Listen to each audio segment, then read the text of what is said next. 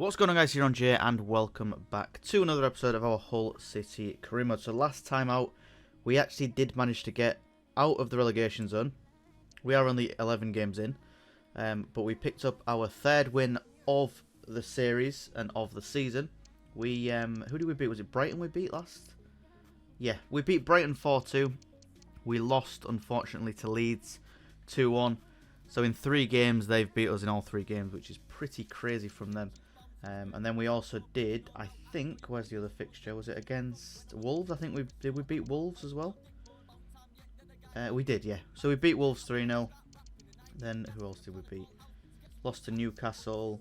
And then beat Nottingham Forest. That was the one. Nottingham Forest was the fixture before, wasn't it? So there's our 2 wins from the last episode. And then, of course, that Wolves win was a couple of episodes ago. But yeah, we're currently sitting in 16th place. We're 2 points above relegation. And we play against Brentford in today's game to kick things off. And I've just realised Leeds have also come out of the relegation zone as well. So it's just Norwich, out of the teams who came up, who are still sat in the relegation places. So like I said, we do take on Brentford first. So we're just going to go straight to that and hopefully grab ourselves another win. That's what we're aiming for. Brentford are a team that, as you can see, 4-star. Lewis Potter's there as well. Of course, used to be a Hull City player. Came through the youth squad. And yeah, there's potential here. They've had a pretty shaky last 5 games, as have we. And this is how our team is looking. To be honest, Angelin's been doing pretty well on that left-hand side since we've moved him up to left wing. I think what we need to do is we need to try and hold on until January and then have a look at the team, see who we need to bring in to sort of improve the squad. I think even though they were like a pretty important core for us, the 3 midfielders that we've got, I think we're going to have to upgrade that area just a little bit, because some of the passes that we play through are just absolutely dreadful.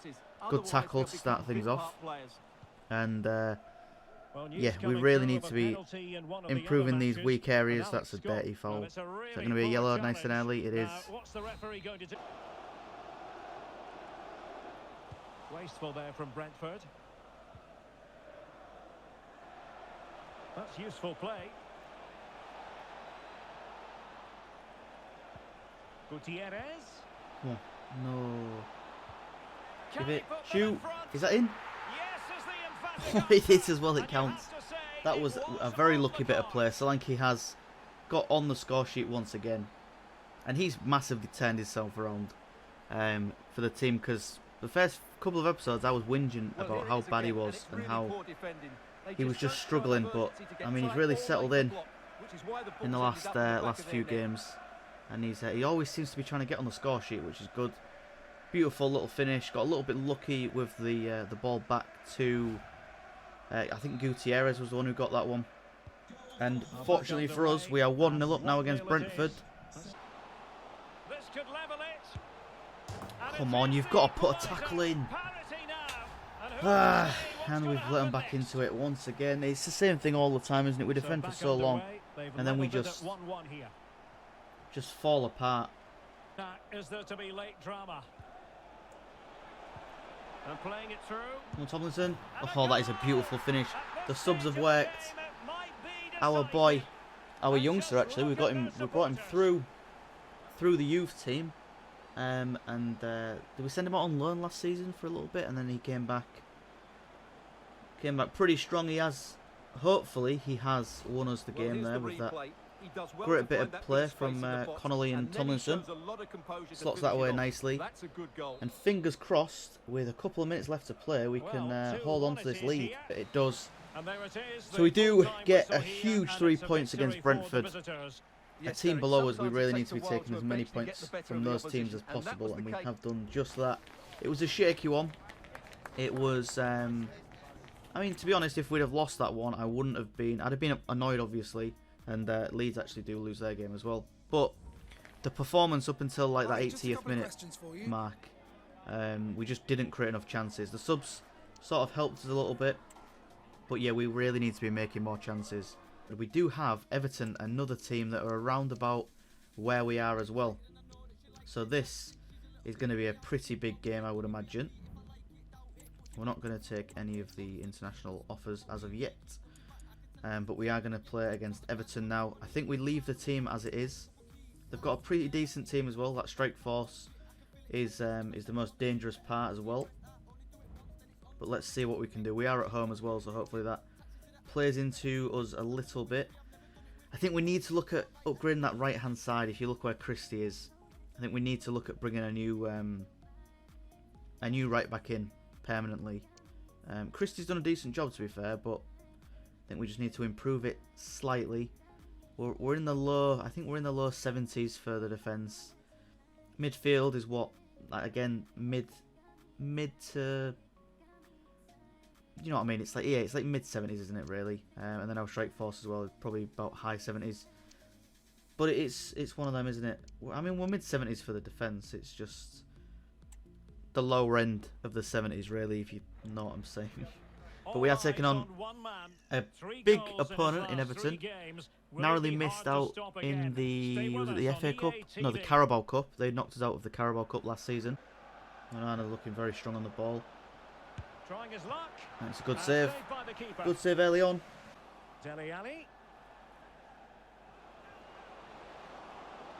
Oh, he's put a tackle in, man. And we've been 10, Everton are winning.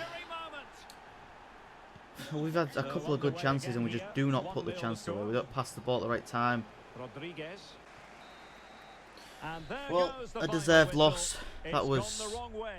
We created nothing going forward then. What are the stats even saying? Match facts.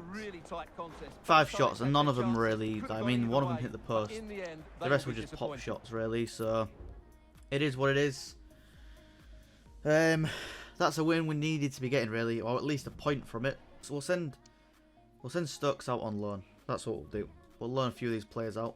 First off though, we do have to go against Chelsea, who it looks like they're struggling a little bit. Chelsea, they're in 13th place. 3 wins, 7 draws, 3 losses. We have more wins, but unfortunately we don't have anywhere near the amount of losses they've got. We've got so many more. But it's a big result if we can get it. We are currently 3 points above the relegation zone with a game in hand. And this is our game in hand against Chelsea. So if we can get something from this, it's huge. We have been leapfrogged by Leeds on goal difference. And not much more to say other than let's crack on. Hopefully get ourselves another win. They have got a decent team as well. Look at that. Nearly a 5-star. I don't know why they are where they are, but if we can grab even a point from this, it's a success in my eyes. So here we go then. To end things for the episode, we are playing against Chelsea. We're at the MKM, which means absolutely nothing based on that last result. We didn't really create any chances against Everton. Any meaningful chances, should I say. Had a few pop shots.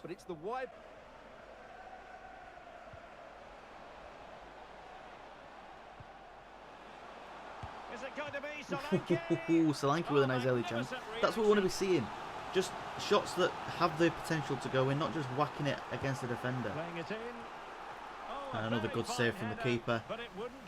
2 decent attempts in the first 10 minutes. And we get another decent attempt as we pass the ball to Solanke. The crossbar. And then it's headed wide. Well, it's a decent start. Is that what's best to come before we get absolutely hammered by Chelsea? That is the question.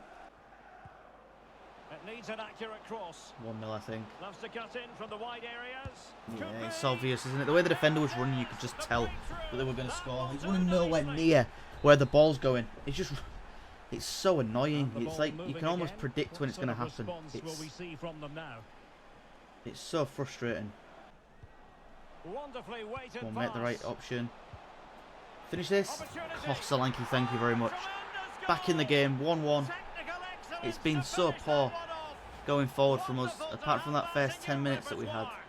The options, the passes just have not been anywhere near the standard we need. But luckily, we've equalised against Chelsea. Oh, Solanke's made it 2. I was checking the timer, and I mean, it's really frustrating that we've like when the ball got passed back then to Davies, that should have been the whistle, but Well, I mean, it just works look in at our his movement. favour. He knows exactly how to It's find super space, annoying to see. and it's Hopefully they also fix it for the a next tidy game, finish. but That's a nice goal. take nothing away from that finish. You can only play to the whistle, and Solanke has absolutely buried that one. Straight past the keeper, he's never saving that. And we're 2-1 up, I think, as we go into half-time. Should be this last kick, and then we should be at half-time. And we are. So, luckily for us, the keeper doesn't blow the whistle, and we do get one last chance. Give it. And this could be it, this could be it. And it is as well. We've started off the second half just as we finished the first. Solanke's on the score sheet once again. And I don't know what's stopping this team from playing this good all the time. I mean, it's got to be just a visual thing, I think, like with the game, the way it looks. Just because if we could make runs and passes like that consistently, the team have shown they can do it, then, I mean, there'd be no question about us staying up, would they? He scored 10 goals in 13 matches now. What an absolute baller. And that is a beautiful save. Can we keep it in? We can. Just a quick No reminder, need we for have that more pass. action from the Premier League coming your way. It's Hull City facing West Ham United. Yeah, and we've given them a goal from that as well. What was the... That pass from Tanganga was just so dreadful. Sends it back. What have we done there? How have we let that happen? No one's tracking the men. We've made some subs, with the usual 5 coming on, and we've brought a defender in actually just to hopefully help us hold on to the lead. But I mean, that's gone now, so unfortunately, and what are you doing, Aaron Connolly? We're going to lose this game. We're actually going to lose this game. There it is, I told you, and it's so obvious. How do we go 3-1 up that quick and then just turn to shit? Like, honestly, as soon as we scored that third goal, we just stopped playing. I just look at these passes, man. Well, there we go. I'm sick of this game now. I'm actually sick of it. Like, it's just watching it is the most annoying thing ever. I think I might have to switch to. I don't know what. I really hate watching it because it doesn't make sense. Like, no professional football player, even Sheffield United, who are like what, bottom of the Prem, wouldn't play like this. It just doesn't make any sense. They're just running the ball like into nothing and then shooting or trying to cross it when there's nobody even there. How we choke a 2-goal lead is so frustrating. We sit in 16th still. We're still outside the relegation zone, luckily, by 3 points. But I'm getting really tired of just playing this game. If I'm completely honest, it's not even that we're losing. It's like just the way the players are playing. Like, the passes, they're not defending. It's just so annoying. But that is going to do it for this episode, guys. I hope you did enjoy. If you did, please like, subscribe. I'll catch you on the next one. Have a wonderful day as always, and peace.